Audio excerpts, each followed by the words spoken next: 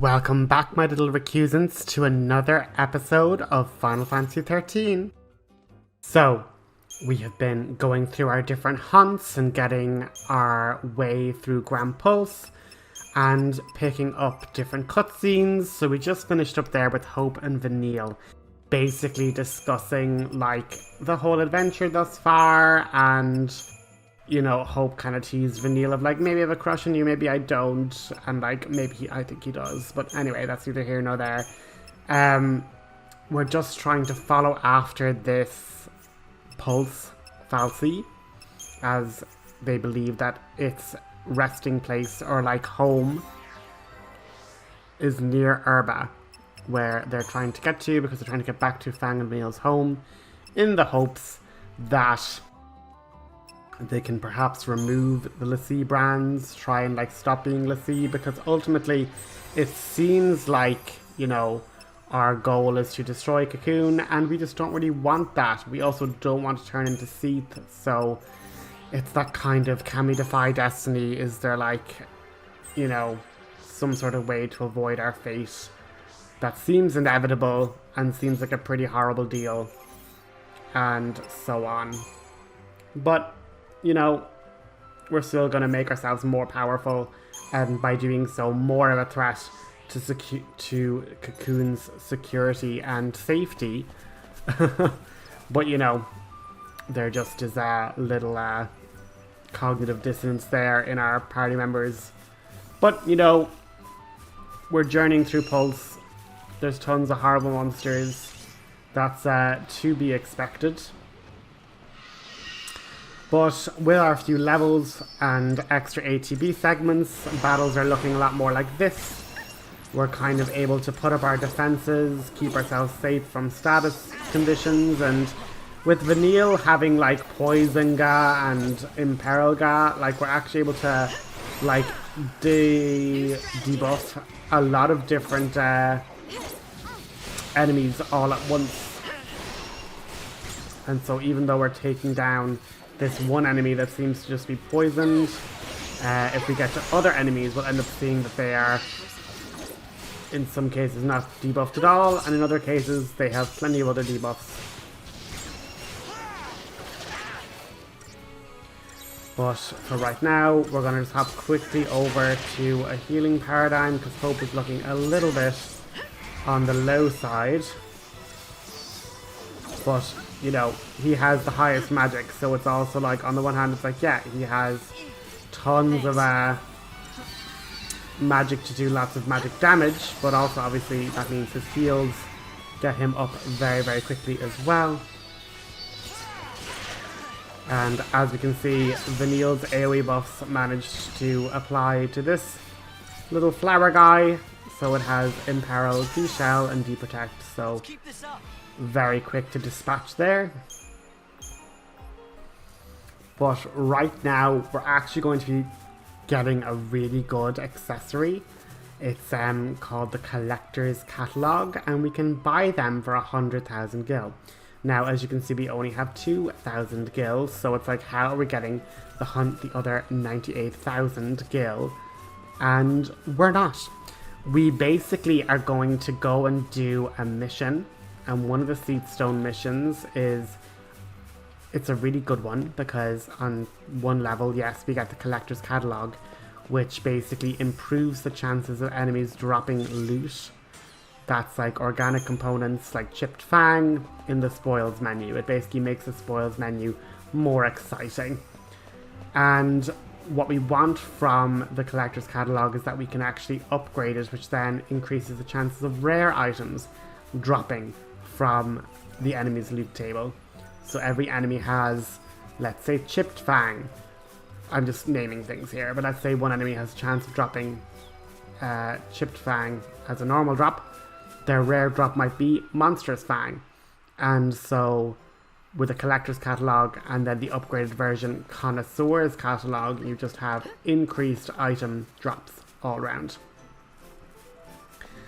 And to get this wonderful little mission, we actually had to beat a bunch of other ones, because certain Cieth stones don't become available to take on until you've done other ones beforehand.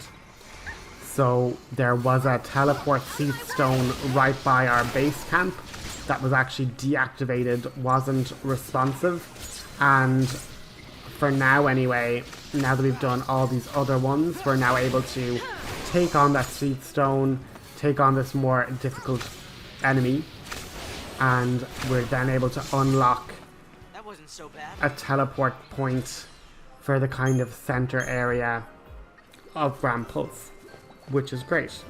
The more different Cieth stones we can unlock, the more quick and easy it is to travel around the map. Because as much as I'm putting this at 2x speed, it does just take a long time trekking and trying to avoid all the monsters and all of that jazz. But with the lovely Cieth stone, we can just go, actually I want to go near here, or I want to get from this side to the other side. We now don't need to trek as much all around the area. But what I do like about this game is the fact that all of your party members all level up all together. And they do have very particular roles that they fulfill better in terms of their different paradigm options. And for now, at least, we're just going to be using Hope, Vanille, and Lightning. They're just my favorites, but like, you can watch other Let's Plays, and there are other strategies where, like Saz with Blitz, when he has very high strength, is a boss killer in like Final Fantasy 13 speedruns. So every character does have their use. But as you can see here, this Cieth stone was not up and about before. And since we've beaten the other 7, we can now take on number 8, the 11th hour. And what we have to do now is we have to literally run all the way back to that little waterfall area that we just passed by. So it mightn't be that long of a trek, but at the same time you're like, oh, we still have to like ramble back. Which is super annoying, but we have a lovely 455 strength now, so it should make things a lot easier.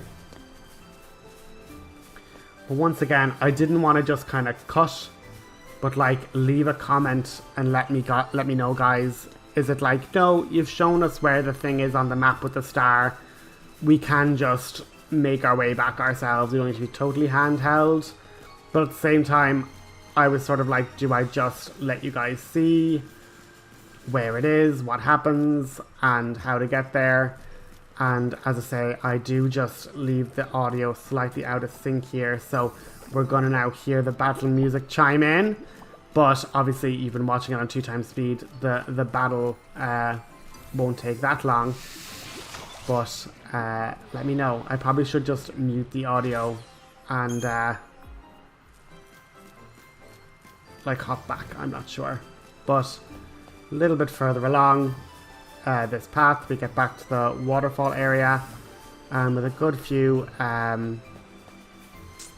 monster avoidances, we get to fight the Rakshasa, which is one of the dancing bird enemies. And I'm just going to give a spoiler here, we don't 5-stars it at the moment, but we can definitely 5-star it later on with just a slightly different strategy. But the bottom line is, for whatever reason, during this fight, Vanille doesn't dispel, and I feel like he wouldn't have had as much damage output if we just reduced his speed, because he gives himself haste and bravery, and I don't quite know why Vanille didn't dispel him more. Time for another. But yeah, we just kind of quickly hop into Relentless Assault, just get rid of these flans, because we do not want them merging and forming another bigger enemy. That is not the vibe. So the sooner we can get rid of these little pudding guys, the better. And this is also where, you see there, we just stopped the merge process there, so that was really good. And now we can just get rid of this one other one. And hopefully, with a little bit of a pick-me-up, we can just heal up Lightning, and now we can swap back over. And now that that's down, you see he's after giving himself haste, bravery, shell, a bunch of these different things. And now it's like, okay Vanille, let's start dispelling please. And instead she just throws D-Shell to try and, you know, deactivate Shell, which is like fair enough. But she's just not dispelling, and I'm like, I don't know what in her programming makes her not do that, but it is quite annoying. Not exactly the vibe that we want. So yeah, I'm not quite sure.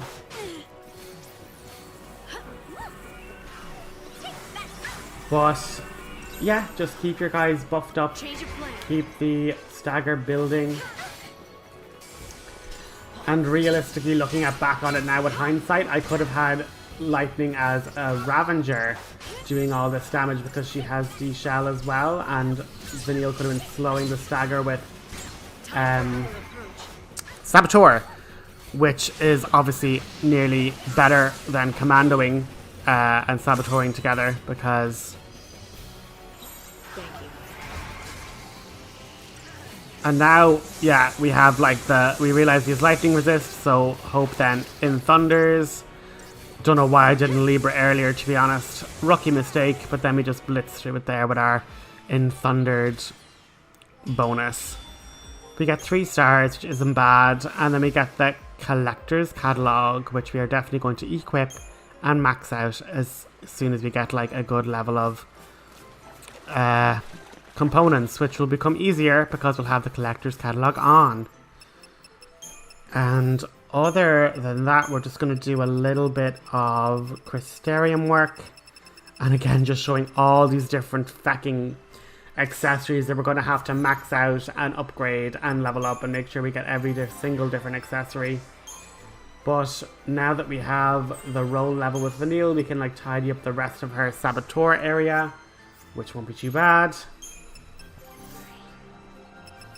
And I'm just going through with Hope and making sure he has all of his stuff. But if you look over here, he has Bravery and Faith now, so he basically will have all of what Saz can do now, bar Haste. But Haste will be coming to Hope eventually. But again, it's just the different roles that Hope does more defensive stuff, Saz does more offensive stuff. But in the end, they're both going to end up being able to do both sides of things. So obviously having them together would be a great little way to quickly boost up strength and defense, and then run through with your Tri-Disaster and whatnot. Snow, of course, finishing up his Sentinels, so just getting HP and Strength. That's all. Like, all Snow needs is HP and Strength. That's literally it. That's all he is good for. But, I mean, being good at that is still a very good thing. I'm not saying it isn't. But he only needs 2 stats, whereas same thing with Fang. Fang just really needs Strength. She's getting decent HP, but like her Strength is off the charts in comparison to everybody else, you know? But next episode, we are hopefully going to be getting to a new area of Grand Pulse. We're kind of going to be following a bit more closely to the story and just getting through more areas. I kind of came to the making peace of the start of chapter 11 isn't where I'm going to be doing all of the work on these missions. I'm going to get to the end of chapter 11, which is going to be a massive reveal, massive kind of story moments. We will get a Crystarium expansion, and for the rare occurrence in these games, we get a Crystarium expansion and we don't have to move on to chapter 12. We kind of have a moment of pause where we can kind of stay in this game state. We can stay in Grand Pulse. It doesn't kind of auto move us to somewhere completely different. Trying to stay as vague as possible here. But with that, we can be then able to go back with a Crystarium expansion that will drastically improve our stats, so we can then grind up, get some better weapons, get some better everything else, and then move through these missions and try and get 5 stars in as many as possible. Like, even from these 8, we actually got like 5 stars in a good few. So, well, listen, we'll pick up with that on the next episode. I will talk to you guys later. Have a good one, and thanks for watching. Leave a like, leave a comment, and subscribe if you're new. Thanks so much. Make my wish come true, let darkness slip aside, hiding all our hope, marking what we treasure, battles we can win if we believe our soul.